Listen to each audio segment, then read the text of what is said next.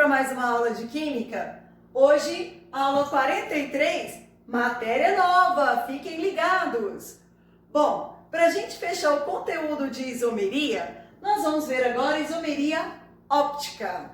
Ai, professor, eu acho que eu já vi esse nome lá na física, né? Sim, vocês já estudaram óptica lá na física. Aí vocês estudaram aquelas questões dos espelhos, aqueles negócios lá, né? Tá, mas antes da gente começar a isomeria óptica, é necessário que vocês tenham uma ideia de plano de simetria. Na natureza, nós temos vários exemplos de simetria. Vou usar aqui a borboleta. Se você analisar as asas da borboleta, os desenhos da asa da borboleta, a coloração da asa da borboleta, se você analisar as duas asas, elas são simétricas. Uma asa é igual a outra asa. Então nós dizemos que a borboleta ela tem um plano de simetria.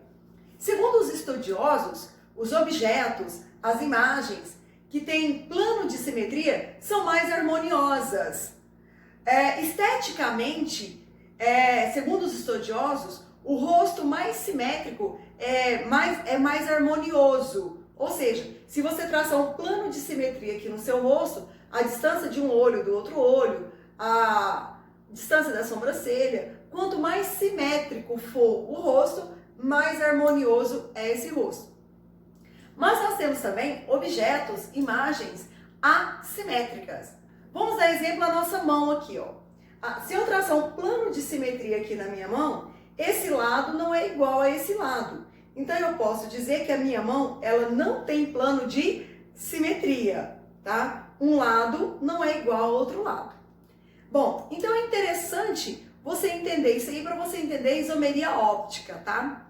Bom, para a gente observar se uma molécula apresenta isomeria óptica, você vai fazer a análise da sua fórmula estrutural e vai imaginar que se eu colocar essa molécula em frente ao espelho, uma imagem não vai sobrepor sobre a outra imagem, ou seja, a molécula é assimétrica. Então, para a molécula apresentar isomeria óptica, ela tem que ser assimétrica. Então, vamos analisar esses dois exemplos que eu coloquei aqui para vocês no quadro. Então, eu tenho aqui, ó, C dupla O, OH, OH, H, CH3. Bom, essa molécula aqui é a molécula do ácido lático, tá? Então, se você observar aqui está a molécula e aqui está a imagem da molécula. Isso aqui é um espelho, imagina que isso aqui é um espelho. Isso aqui é a molécula, isso aqui é a imagem da molécula. Analise essas duas estruturas aqui, ó. Aqui eu tenho aqui, ó, OH, OH, HH, CH3, CH3. Mas olha essa estrutura aqui, ela está diferente. Se eu pegar essa imagem e colocar em cima dessa aqui, as duas não vai se sobrepor, porque elas não têm plano de simetria. Se você observar, esse carbono central tem 4 ligantes diferentes aqui, ó. Ele tem 4 ligantes diferentes. Então, esse carbono aqui, que eu estou colocando asterisco, é chamado de carbono assimétrico. O A significa não, então ele não tem um plano de simetria. Se você traçar aqui, olha, um plano aqui, ó, uma reta aqui, esse lado não é igual a esse lado, tá? Então, essa molécula aqui é uma molécula assimétrica. Se ela é assimétrica, significa que ela apresenta isomeria óptica. Bom, agora vamos analisar essa estrutura aqui de baixo. Esse aqui é o carbono assimétrico. Vamos analisar essa estrutura aqui de baixo, né? Esse aqui é o 2-cloropropano. Bom, se você analisar aqui, eu tenho aqui, ó, CH3, HCl, CH3. CH3, HCl, CH3. Se você imaginar que eu tenho um H, Cl, Cl, CH3, CH3, CH3, CH3. Se eu pudesse pegar essa imagem aqui, ó, e fazer isso aqui, esse cloro ia encaixar nesse cloro, esse hidrogênio nesse hidrogênio, esse H3 nesse H3 e esse H3 nesse H3.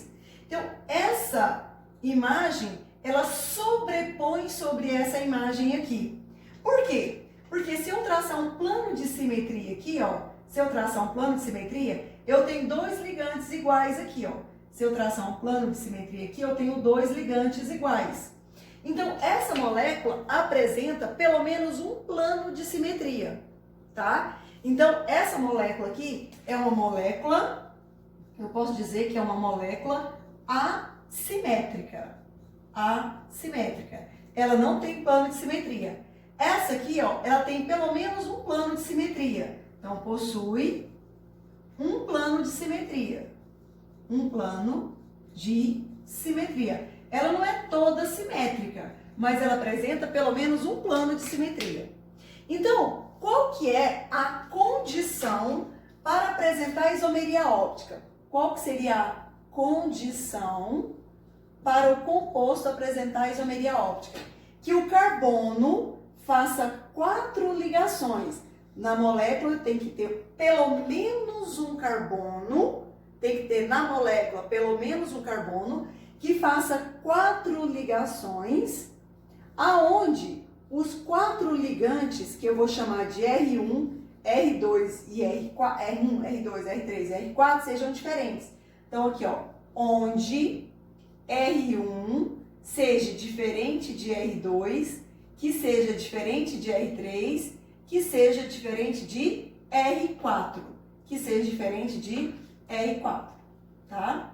Então, essa é a condição para que apresente isomeria óptica, tá? Os 4 ligantes, esses ligantes podem ser, tá, átomos ou grupo de átomos, tá? Então, a condição que tenha, ó, que tenha pelo menos, vamos anotar isso no caderno, um carbono que faça 4 ligações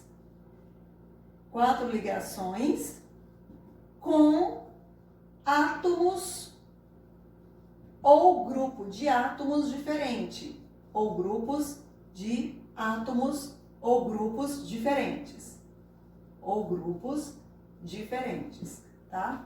Então, eu vou fazer essa análise no composto para saber se ele apresenta isomeria óptica, tá? Então, vamos lá, continuando.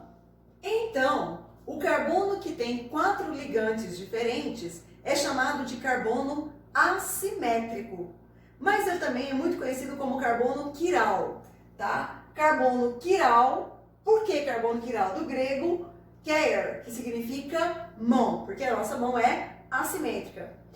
É comum, já caiu no Enem, para você analisar a estrutura e falar quantos carbonos quirais existe naquele composto.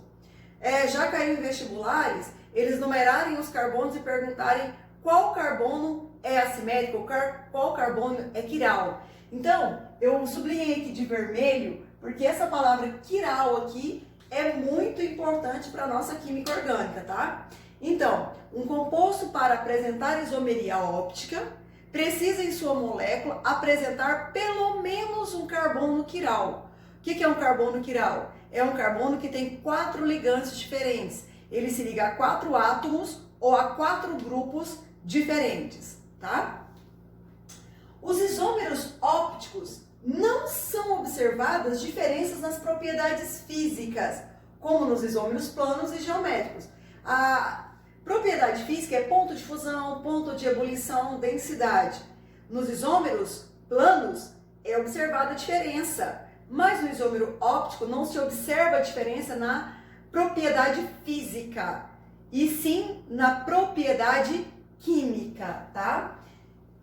Continuando, a atividade óptica de um composto é determinada quando este composto é passado dentro de um aparelho chamado polarímetro. Então eles pegam um composto, aí eles falam, como é que eu vou saber se esse composto apresenta atividade óptica? Aí ele passa dentro de um polarímetro para fazer essa análise, tá?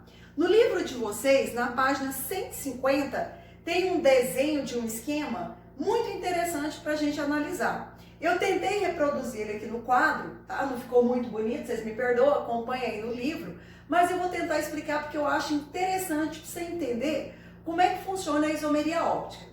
Bom, no primeira estrutura aí, na figura A, eu tenho aqui, ó, uma fonte de luz, que pode ser uma lâmpada, né? aqui é uma fonte de luz.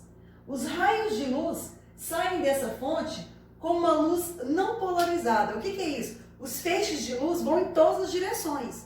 Como ele vai para todas as direções, ele é uma luz não polarizada. Então eu tenho uma fonte de luz, onde sai feixe de raios de luz não polarizado. Esse feixe de luz passa por um polarizador. O que o polarizador faz? Ele vai pegar esses feixes, juntá-los e colocar numa única direção. Bom, agora eu tenho uma luz polarizada. Ela está indo só aqui numa direção. Aí eu pego essa luz polarizada e passo ela dentro de um frasco, de um recipiente que tem uma amostra com atividade óptica. A amostra com atividade óptica aqui dentro. O que acontece? Essa luz aqui, ó, que estava nessa direção aqui, observe o que a substância faz. Faz com que ela mude a direção. Ela estava nessa direção, foi para essa direção, tá? Saindo dessa atividade óptica aqui, ó, o feixe de luz, ele sofreu um desvio, tá? Ele sofreu um desvio. O feixe de luz era para ir nessa direção aqui, ó, tá? Ele sofreu um desvio. Então aqui eu tenho um ângulo de desvio da luz polarizada ali, ó, tá? Aí aqui eu tenho um analisador, que é uma lente, e aqui eu tenho um observador, ó. Então o observador está olhando por essa lente aqui. Aí ele consegue observar o ângulo de desvio, aqui está o ângulo de desvio, esse ângulo que a gente vai chamar de alfa, né? O ângulo de desvio. Esse aqui é o ângulo de desvio dessa luz polarizada. Quem que desviou essa luz polarizada? Essa amostra aqui que apresenta atividade óptica. Nesse caso aqui, a luz foi desviada para a direita. Ela estava aqui, desviou para a direita. Vamos agora analisar a figura B aqui, ó. No livro de vocês, tá aí como figura B. Da mesma forma, eu tenho aqui uma fonte de luz. Aqui eu tenho uma luz não polarizada por todas as direções. Passa dentro de um polarímetro, de um polarizador, né? A luz vai ficar numa única direção.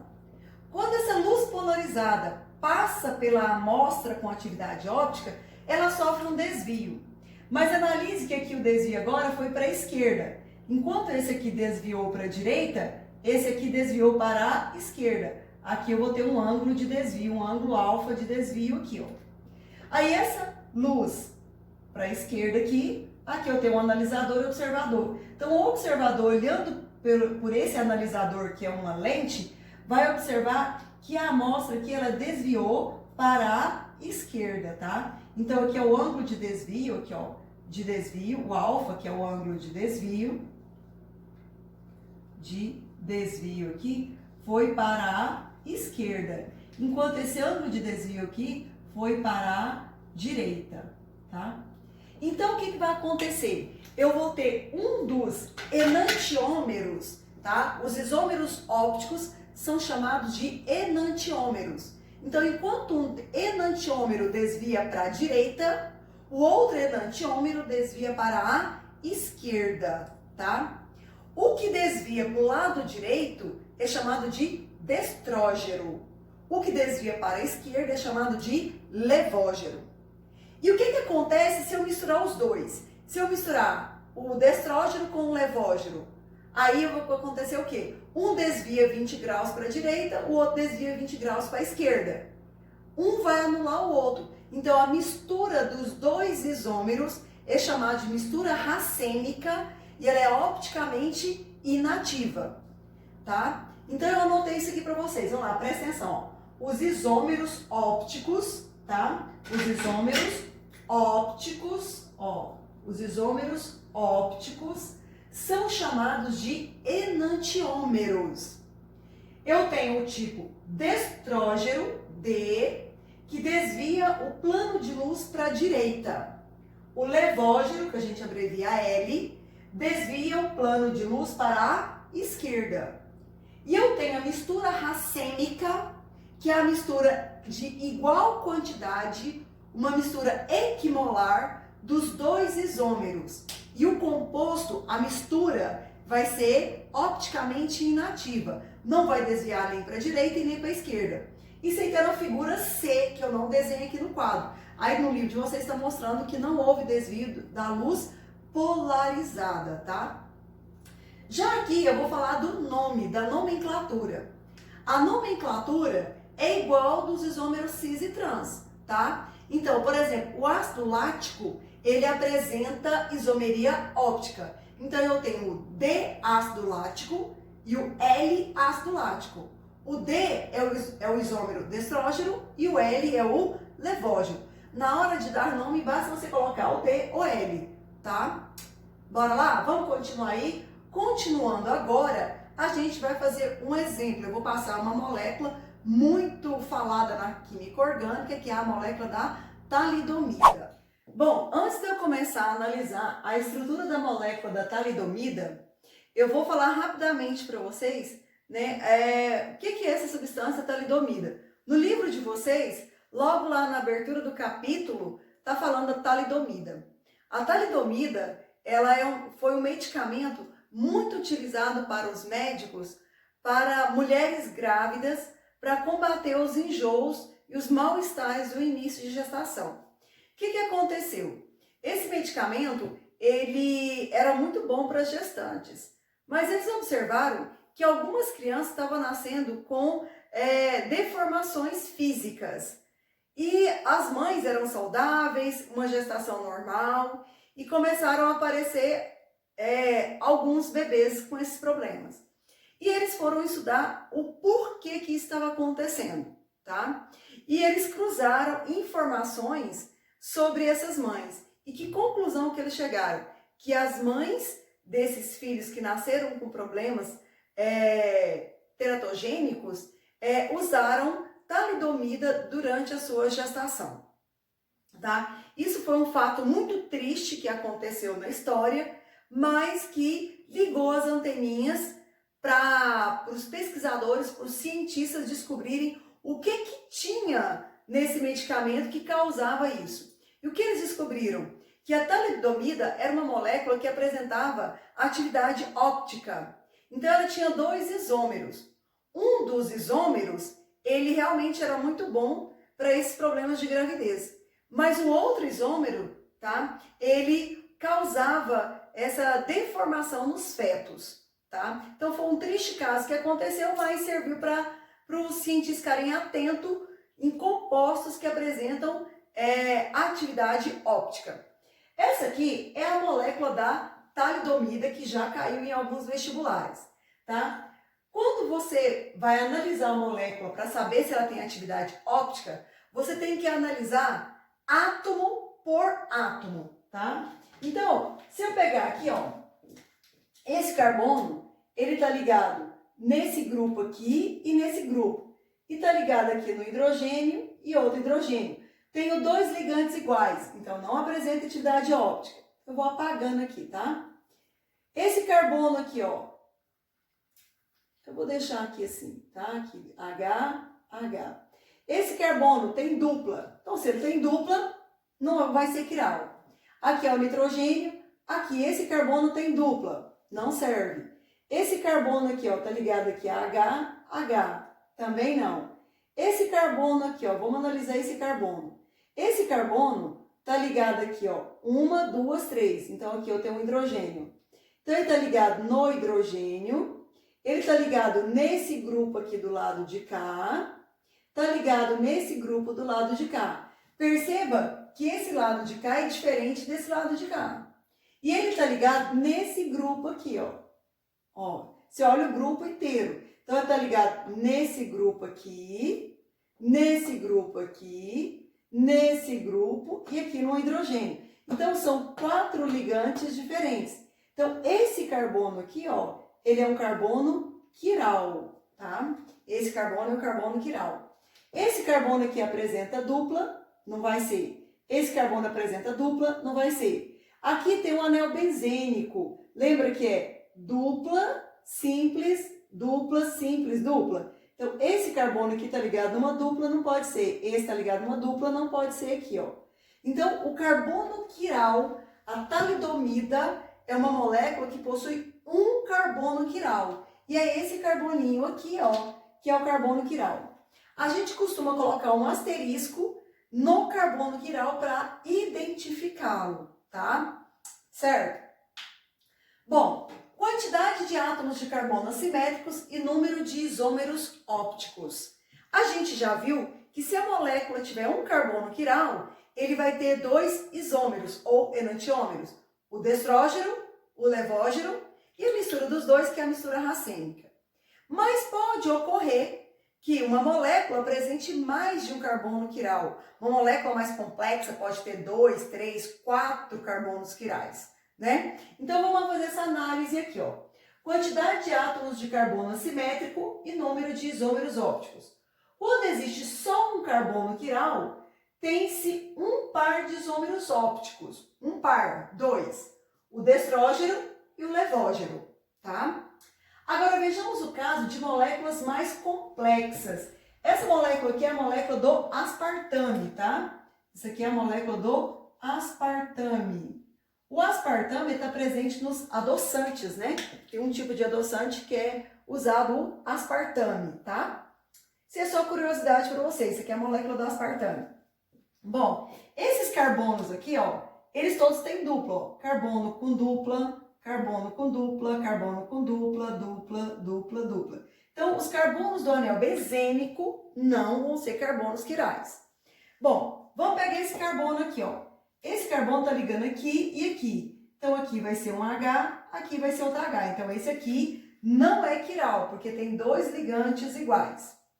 Vamos analisar esse carbono daqui agora, ó. Esse daqui, ó, tá? Esse carbono está ligado nesse grupo, COOHCH3, está ligado no hidrogênio, está ligado nesse grupo aqui, ó, que eu vou circular para vocês enxergarem, nesse grupo todo aqui. E está ligado nesse grupo todo aqui, ó, nesse grupo todo aqui, ó. Então, esse carbono aqui é o carbono quiral, ó, tá? Ele está ligado nesse grupo, nesse átomo, nesse grupo e nesse grupo aqui, nessa estrutura aqui todinha, tá? Então, eu já achei um carbono quiral. Continuando, aí agora, aqui é o nitrogênio, né? Nitrogênio. Aqui eu tenho um carbono com dupla, não entra. Aqui eu tenho outro carbono aqui, ó, outro carbono. Esse carbono está fazendo 4 ligações, ó, 1, 2, 3, 4. Quem são os ligantes desse carbono? Tá? Vou apagar aqui para não ficar bagunçado. Quem são os ligantes? H, NH2, essa estrutura toda aqui, ó, toda essa estrutura é ligante dele, e essa estrutura aqui também é ligante dele. Ou seja, está ligado nessa parte da molécula, no H e no NH2. Então, esse carbono aqui é um carbono quiral, é um carbono assimétrico. Tá? Esse carboninho aqui, ó, está ligado aqui no H e no H, dois ligantes iguais, não é? Esse carbono aqui está em dupla, também não é? Então, essa molécula aqui, ela apresenta dois carbonos quirais. Então, esse carbono é quiral e esse carbono aqui é quiral. Então, como ele tem dois carbonos quirais, tá? Eu vou ter o quê? 4 isômeros ópticos, 2 destrógeno e 2 levógeno. Lembrando que a mistura racêmica é a mistura inativa dos dois isômeros, tá? Então, aqui, ó, quanto maior for o número de átomos de carbonos quirais, maior é o número de isômeros ópticos. Como é que eu posso calcular isso? 2 elevado a n, onde n é o número de carbonos quirais. E a mistura racêmica vai ser 2n dividido por 2, ok? Bom, isso aí foi o básico que a gente precisava saber para resolver exercícios de isomeria óptica. Seria interessante que vocês dessem uma leitura nesse conteúdo no livro de vocês e agora vocês vão resolver os exercícios que eu vou propor para vocês resolverem do livro, tá? Qualquer dúvida, tô aqui para ajudá-los, tá? Beijos, até a próxima aula.